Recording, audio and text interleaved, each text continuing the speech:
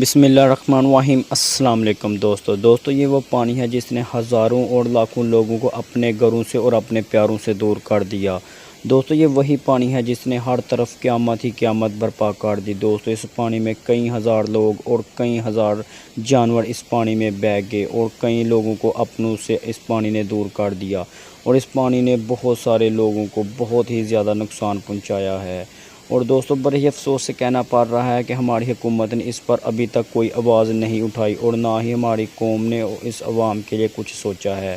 دوستو محکمہ موسمیات کے مطابق آج سے تقریباً اس دریا سے 10,000 کیوسک پانی جو کہ بہہ چکا ہے اور آج رات سے مزید بہہ جانے کا خدشہ ظاہر کیا جا رہا ہے،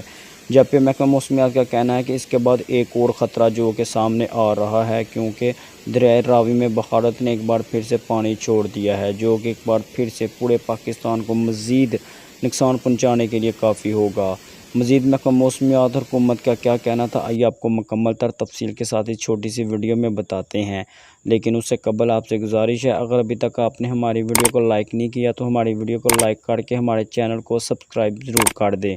تاکہ اس طرح کی ویڈیو کا نوٹیفیکیشن سب سے پہلے آپ کو ملتا رہے اور آپ رہیں باخبر۔ دوستو محکمہ موسمیات کا کہنا ہے کہ ایک بہت بڑا فلڈ جو کہ انڈیا کی طرف سے آ رہا ہے اور دریائے راوی میں آج یا